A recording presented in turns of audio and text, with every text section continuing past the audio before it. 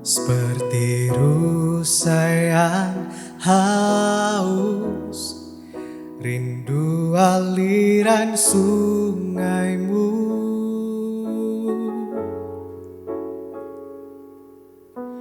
Hatiku tak tahan menunggumu.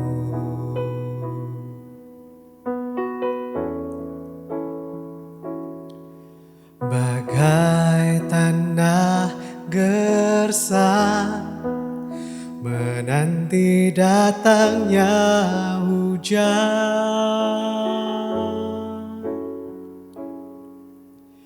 begitupun jiwaku, Tuhan.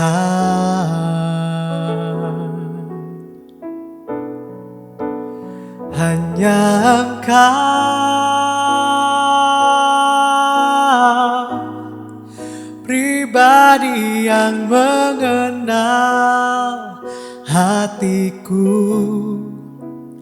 Tiada yang tersembunyi bagimu. Seluruh isi hatiku Kau tahu, dan bawaku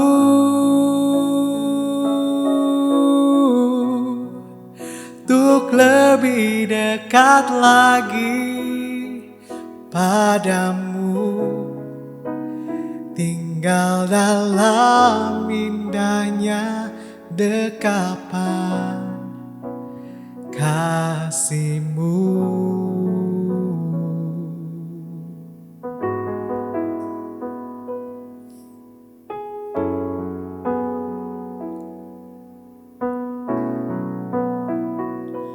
Seperti rusa yang haus, rindu aliran sungaimu.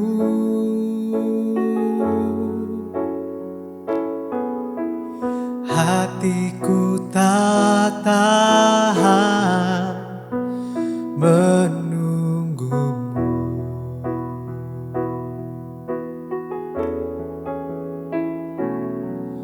Bagai tanah gersang menanti datangnya hujan,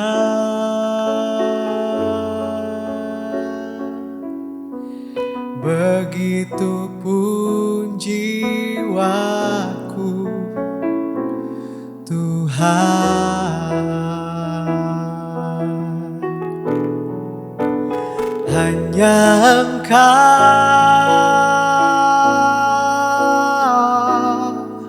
pribadi yang mengenal hatiku. Tiada yang tersembunyi bagimu. Seluruh isi hatiku Kau tahu, dan bawaku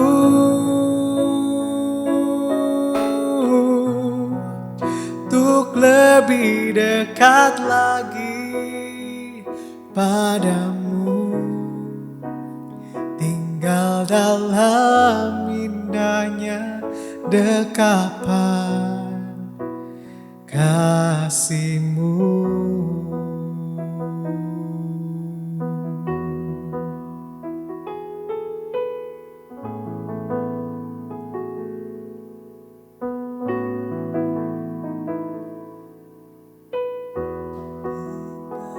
Dalam dekapan-Mu.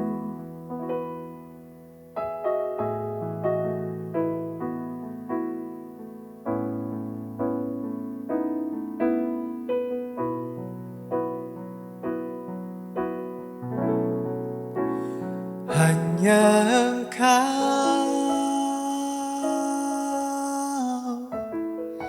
pribadi yang mengenal hatiku. tiada yang tersembunyi bagimu. Seluruh isi hatiku kau tahu, dan bawaku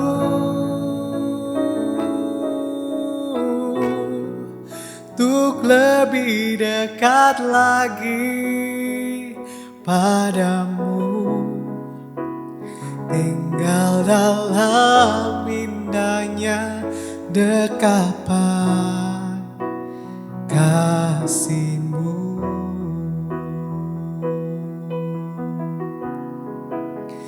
Tinggal dalam indahnya dekapan kasih-Mu.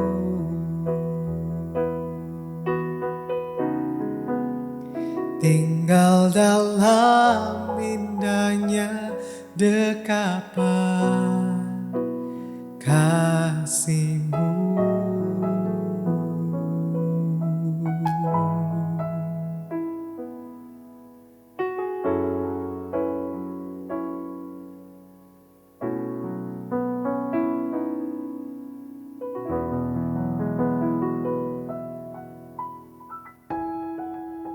Puji Tuhan, salam sejahtera dalam kasih Tuhan kita Yesus Kristus.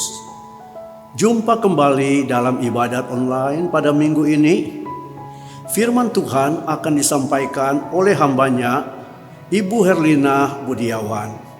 Firman Tuhan ini akan memberi berkat bagi kita yang mendengar dan menerima firman Tuhan ini dengan baik.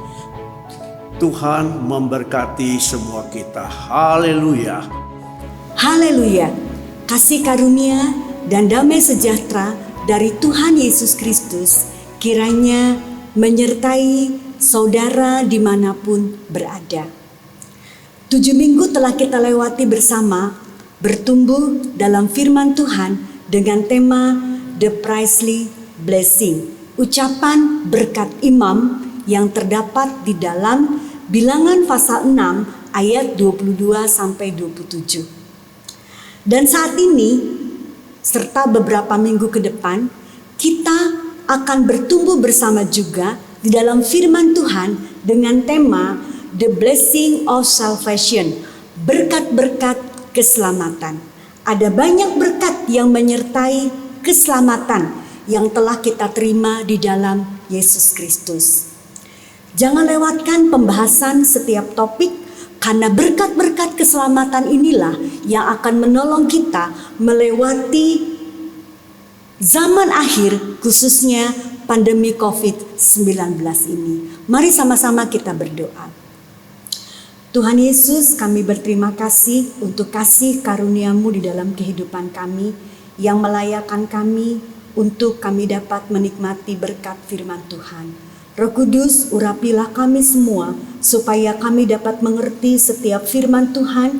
Bekerjalah Engkau dengan kuasa-Mu. Setiap mereka yang mendengar firman Tuhan ini boleh percaya kepada Tuhan Yesus sebagai Tuhan dan Juru Selamat, dan bertumbuh di dalam iman dan pengiringan kami kepada Engkau. Di dalam nama Tuhan Yesus Kristus kami terima berkat firman-Mu. Haleluya. Amin. The blessing of salvation, berkat keselamatan. Keselamatan yang disediakan oleh Allah di dalam dan melalui Tuhan Yesus Kristus bagi setiap orang percaya, bukan hanya berkat yang dinikmati pada masa yang akan datang, yakni pada masa kekekalan. Tetapi berkat keselamatan itu juga dapat kita nikmati sekarang ini di dalam kehidupan kita sehari-hari. Sebagaimana yang terdapat di dalam Roma pasal 5 ayat 5. Mari kita baca. Kasih Allah telah dicurahkan di dalam hati kita oleh Roh Kudus yang telah dikaruniakan kepada kita. Roma pasal 5 mengatakan bahwa Tuhan yang telah mencurahkan kasih-Nya di atas kayu salib sekarang sedang mencurahkan kasih-Nya di dalam hidup kita karena rencana dan pemeliharaan Tuhan bagi kita. Maka setiap langkah dalam kehidupan kita sebagai orang-orang yang telah diselamatkan pasti dipenuhi dan dilingkupi oleh kasih Allah. Bapak Ibu Saudara yang dikasihi Tuhan, wujud ungkapan kasih Allah inilah yang disebut sebagai berkat keselamatan. Hari ini kita akan melihat berkat keselamatan yang pertama, yaitu pengampunan. Forgiveness. Ada dua macam pengampunan bila dilihat dari subjek dan objek pengampunan itu sendiri. Yang pertama adalah pengampunan antar sesama. Dan hal ini telah kita dengar minggu lalu disampaikan oleh Bapak Gembala. Kita juga sudah melihat ada berkat yang menyertai setiap orang-orang yang mampu melepaskan pengampunan kepada orang-orang yang telah menyakiti hatinya. Yang kedua yang saat ini kita akan pelajari bersama adalah pengampunan dosa dari Allah bagi kita manusia yang berdosa di dalam dan melalui Yesus Kristus. Bapak Ibu, pengampunan adalah tema utama segala berita yang ada di dalam Alkitab kita. Sebab manusia pertama yaitu Adam dan Hawa telah melanggar perintah Allah. Dan setiap pelanggaran kepada perintah Allah itu adalah dosa. Dosa inilah yang mengakibatkan kematian bagi Adam dan Hawa. Terpisah selama-lamanya dengan Allah. Maka sejak saat itu, semua manusia yang ada di kolong langit ini mewarisi keadaan berdosa dari Adam dan keadaan terpisah dari Allah akibat dosa. Sebagaimana Roma 6 ayat 23 katakan, karena semua orang telah berbuat dosa dan telah kehilangan kemuliaan Allah. Bahkan Roma pasal 5 ayat 12 katakan, sebab itu sama seperti dosa telah masuk ke dalam dunia oleh satu orang dan oleh dosa itu juga maut, demikianlah maut itu telah menjalar kepada semua orang karena semua orang telah berbuat dosa. Namun demikian, berita keselamatan yaitu pengampunan dosa pun diberitakan oleh Allah kepada Adam dan Hawa, yaitu di dalam Kejadian pasal 3 ayat 15. Dikatakan di sana, aku akan mengadakan permusuhan antara engkau dan perempuan ini, antara keturunanmu dan keturunannya. Keturunannya akan meremukkan kepalamu dan engkau akan meremukkan tumitnya. Ini adalah Injil yang pertama, berita kabar baik yang pertama, yakni pernyataan Allah, nubuat Allah tentang rencana keselamatan. Dikatakan di sana keturunan perempuan itu, siapakah dia? Dia adalah Yesus yang lahir dari perawan yang bernama Maria, yakni Allah yang menjadi manusia di dalam Yesus Kristus. Melalui Yesus inilah misi keselamatan bagi manusia atas hukuman dosa, yaitu kematian kekal, dijalankan. Maka dapat saya katakan bahwa berita pengampunan dosa adalah berita yang dibutuhkan manusia dari abad ke abad. Itu sebabnya sebelum Tuhan Yesus naik ke surga, di dalam Lukas pasal 24 ayat 47 dikatakan di sana, dan lagi dalam namanya berita tentang pertobatan dan pengampunan dosa harus disampaikan kepada segala bangsa mulai dari Yerusalem. Karena itu Bapak Ibu Saudara yang dikasihi Tuhan, mari kita pahami dan alami tentang pengampunan dosa. Mari sama-sama kita lihat yang pertama. Kita akan membaca di dalam Yesaya pasal 43 ayat 25 untuk memahami arti yang pertama dari pengampunan dosa. Dikatakan di sana, akulah dia yang menghapus dosa pemberontakanmu oleh karena aku sendiri dan aku tidak mengingat-ingat dosamu. Perhatikan di sana kata menghapus itu menggunakan kata makah. Kata makah ini artinya adalah membatalkan, menghapuskan, menghancurkan. Maka segala dosa kita tidak diingat-ingat lagi karena sudah dihancurkan dan sudah dihapuskan. Kata maka ini sama dengan kata apiemi di dalam Efesus 1 ayat 7. Dikatakan di sana, sebab di dalam dia dan oleh darahnya kita beroleh penebusan, yaitu pengampunan dosa menurut kekayaan kasih karunia-Nya. Kata pengampunan menggunakan kata apesis dalam kata benda dan merupakan apiemi sebagai kata verba atau kata kerjanya. Kata apiemi ini artinya di dalam naskah Ibrani itu sama dengan arti makal. Dihapuskan, ya, dihancurkan dan tidak diingat-ingat lagi.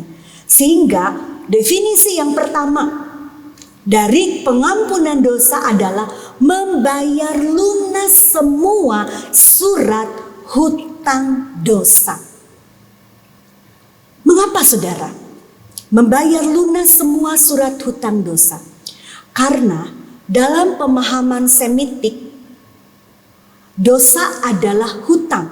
Latar belakang pemahaman ini adalah dosa itu memiliki konsekuensinya adalah mati.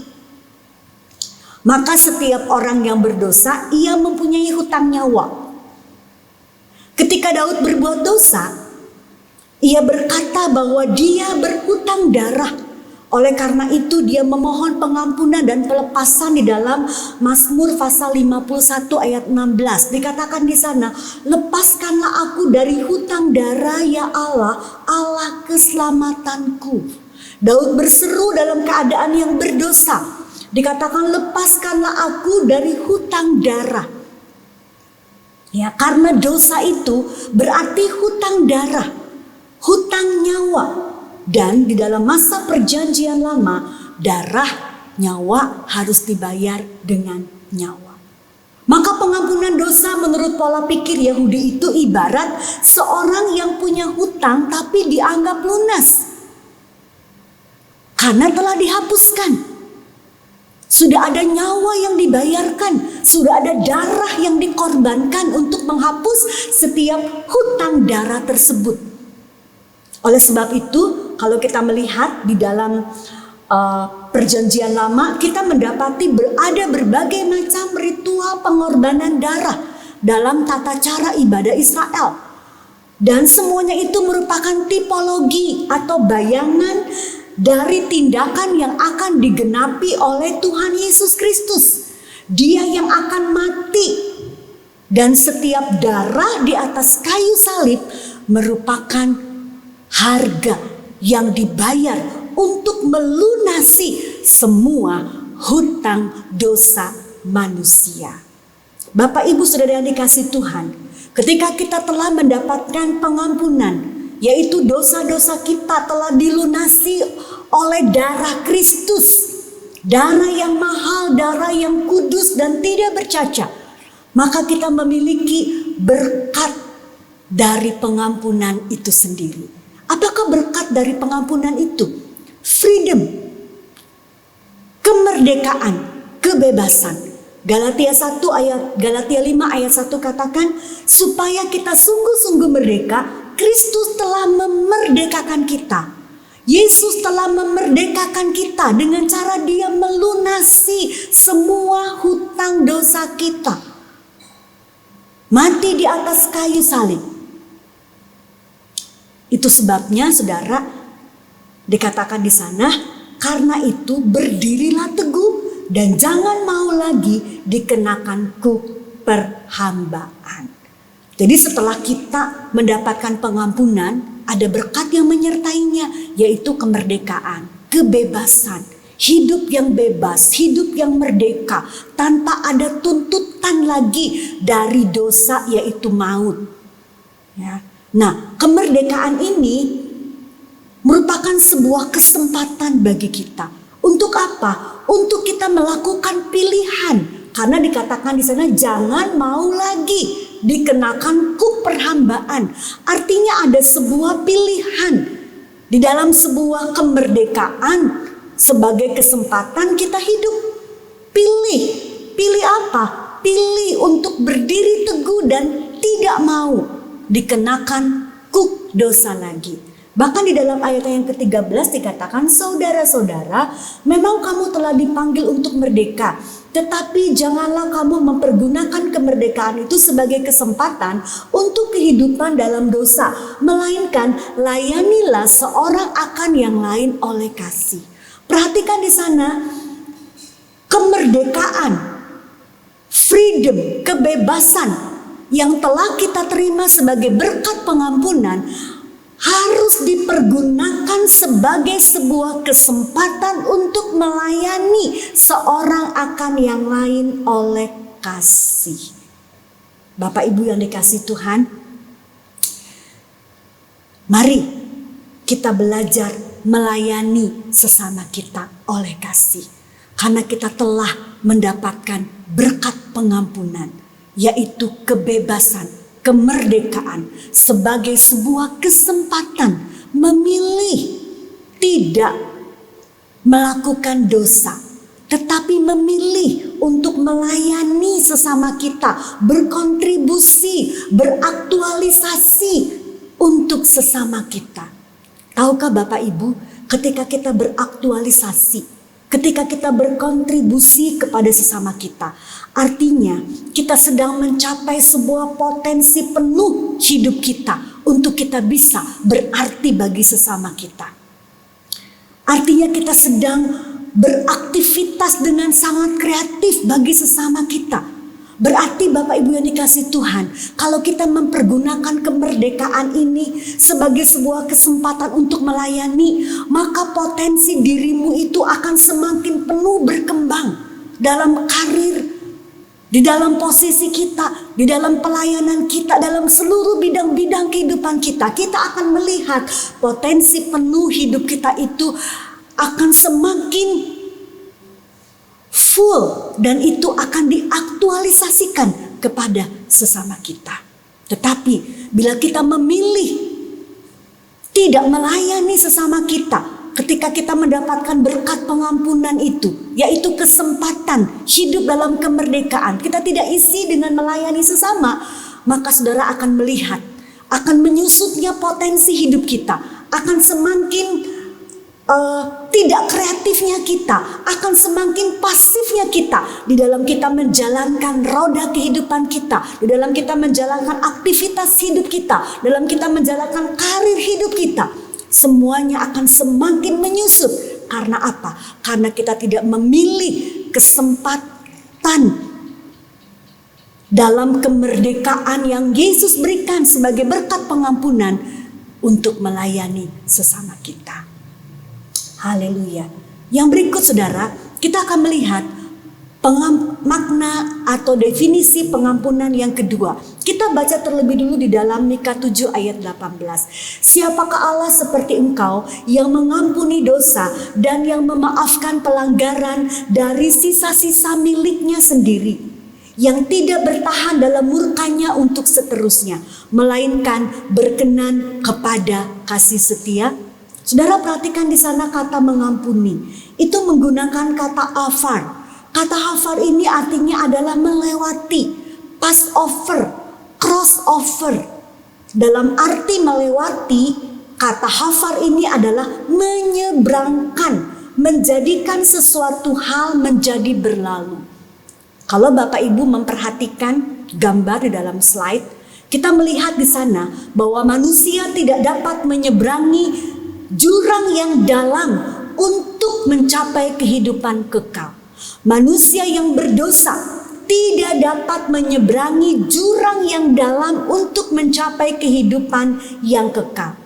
Tetapi ketika Tuhan Yesus memberikan pengampunan atas segala dosa-dosa kita dengan cara Dia mati di atas kayu salib, dan kepada kita yang menerima dan percaya kepada Yesus, menerima pengampunan dosa tersebut, maka Tuhan Yesus menyeberangkan kita kepada kehidupan kekal. Itu sebabnya Bapak Ibu, saya memberikan definisi bahwa pengampunan dosa adalah menyeberangkan kepada suatu kehidupan kekal dalam rencana Allah. Hidup kita sudah berpindah dari zona kematian kepada kehidupan kekal. Diseberangkan oleh Yesus sendiri. Diseberangkan melalui pengampunan dosa yang Yesus berikan kepada hidup kita. Sekarang hidup kita ada di dalam zona kehidupan kekal. Berkat apa yang menyertai pengampunan dalam arti menyeberangkan kita kepada suatu kehidupan kekal dalam rencana Allah? Tentu berkat itu adalah eternal life, hidup kekal. Sebagaimana Yohanes 3 ayat 16 katakan, karena begitu besar kasih Allah akan dunia ini, sehingga ia telah mengaruniakan anaknya yang tunggal, supaya setiap orang yang percaya kepadanya tidak binasa, melainkan beroleh hidup yang kekal. Apakah hidup yang kekal itu yang kita terima? Hidup yang kekal di dalam Yohanes 17 ayat 3, inilah hidup yang kekal itu, yaitu bahwa mereka mengenal Engkau satu-satunya Allah yang benar dan mengenal Yesus Kristus yang telah Engkau utus. Hidup yang kekal itu adalah mengenal Tuhan Yesus Kristus sebagai juru selamat dan Tuhan kita. Kata mengenal di sana menggunakan kata ginosko, yaitu sebuah pengenalan bukan hanya berdasarkan akal budi saja, tetapi sebuah pengenalan yang mencakup pengalaman. Artinya saudara, kalau kita memiliki hidup kekal, kalau kita mengenal Yesus Kristus sebagai Tuhan dan Juru Selamat kita, berarti kita memiliki pengalaman pribadi dengan Yesus. Kita bisa melihat siapakah Yesus, kita bisa mengecap dia, kita bisa merasakan siapa dia, kita bisa membedakan dan kita bisa menilai siapa itu Yesus. Bahkan kata ginosko itu juga artinya menjalin hubungan yang akrab dengan dia. Sebuah pengalaman yang terjadi karena kita membangun sebuah hubungan yang akrab dengan Yesus. Itulah perjalanan di dalam kehidupan yang baru sebagai pemilik hidup yang kekal.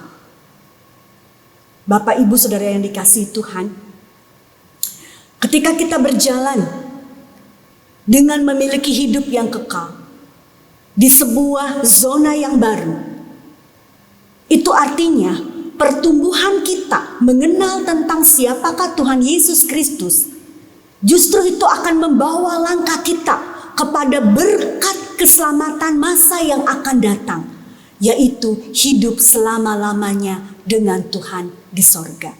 Itu sebabnya Bapak Ibu Saudara yang dikasihi Tuhan, sebagaimana Rasul Paulus memiliki sebuah kerinduan, dikatakan, yang ku kehendaki ialah mengenal dia dan kuasa kebangkitannya dan persekutuan dalam penderitaannya, di mana aku menjadi serupa dengan dia dalam kematiannya, supaya aku akhirnya beroleh kebangkitan dari antara orang-orang mati. Biarlah itu juga boleh menjadi kerinduan kita. Kita mau belajar bertumbuh di dalam pengenalan kita akan dia. Alami Yesus sebagai Tuhan yang dapat melakukan perkara-perkara yang ajaib di tengah-tengah COVID-19 ini. Bersama dengan Tuhan Yesus, dia akan menjadi juru selamat kita yang membawa kita sampai kepada tujuan-tujuan hidup yang telah kita tetapkan. Tujuan karir kita, tujuan rumah tangga kita, tujuan proyek-proyek kita. Dan marilah kita terus bertumbuh di dalam pengenalan kita akan Tuhan. Yakni kita dapat mengalami dia sebagai pribadi yang dapat meluputkan kita, mencabut kita dari bencana-bencana yang sedang terjadi di zaman akhir ini. Bapak Ibu Saudara yang dikasihi Tuhan, mengenal Kristus Yesus sebagai satu-satunya Tuhan adalah hidup kekal, dan itu harus bertumbuh sampai kita mewarisi, menikmati berkat keselamatan masa yang akan datang, yaitu hidup selama-lamanya dengan Yesus dalam kerajaan sorga. Haleluya, puji Tuhan. Mari kita berdoa. Terima kasih untuk setiap firman-Mu yang telah kami dengar. Kami percaya Roh Kudus akan terus berkarya, menjelaskan lebih lanjut dalam kehidupan kami.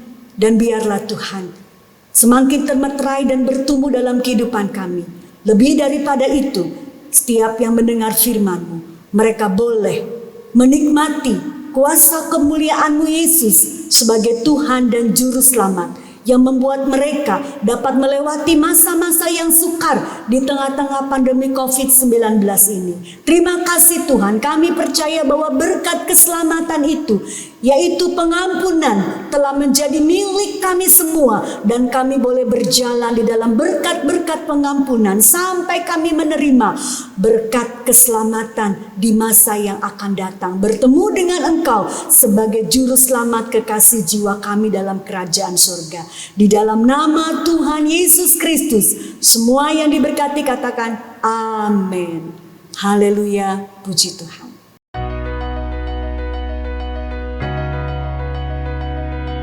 Shalom jemaat yang dikasihi Tuhan. Puji Tuhan, kita telah mendengarkan firman Tuhan yang sangat luar biasa. Dan biarlah firman Tuhan yang telah kita dengar dapat memberikan sukacita, kekuatan, dan juga pengharapan. Berikut akan saya sampaikan rangkaian ibadah GPDI Pasir Nangka untuk sepekan. Pada hari Rabu ada ibadah pertengahan minggu yang dimulai pukul 16 sampai dengan selesai waktu Indonesia Barat. Dilanjut dengan doa tunas remaja yang dimulai pukul 18 sampai dengan selesai waktu Indonesia Barat. Kemudian pada hari Jumat ada ibadah kaum wanita yang dimulai pukul 15 sampai dengan selesai waktu Indonesia Barat. Ibadah kaum wanita ini terbagi menjadi dua kelompok. Yang pertama ada kelompok Hana, yaitu untuk usia lebih dari 45 tahun. Dan yang kedua ada kelompok Ruth, yaitu untuk usia kurang dari 45 tahun dan jadwal dilaksanakan secara bergantian. Pada hari Sabtu ada doa umum dan doa para pelayan yang dimulai pukul 16 sampai dengan selesai waktu Indonesia Barat. Diharapkan kepada para pelayan yang bertugas agar tetap mengikuti doa umum dan juga mengikuti latihan bagi para pemain musik, song leader, dan juga backing vokal. Kemudian pada hari Minggu ada ibadah raya sesi 1 yang dimulai pukul 7.45 sampai dengan selesai. Dilanjut dengan ibadah raya sesi 2 yang dimulai pukul 10 sampai dengan selesai waktu Indonesia Barat. Untuk ibadah raya Minggu, diharapkan kepada jemaat agar mendaftar terlebih dahulu via grup WhatsApp, karena untuk kursi yang tersedia adalah 50 kursi per satu kali ibadah. Kemudian dilanjut pada sore harinya, ada ibadah sekolah minggu yang dimulai pukul 15 sampai dengan selesai waktu Indonesia Barat. Untuk seluruh ibadah yang dilaksanakan di gereja, diharapkan kepada para jemaat agar tetap mengikuti protokol kesehatan, yaitu 3M. Memakai masker, mencuci tangan, dan juga menjaga jarak. Dan bagi jemaat yang rindu memberikan korban persembahan dan korban persepuluhan, dapat diberikan melalui via bank transfer ke nomor rekening yang ada di bawah ini. Demikian rangkaian ibadah online GPDI Pasir Nangka. Stay healthy, Tuhan Yesus memberkati.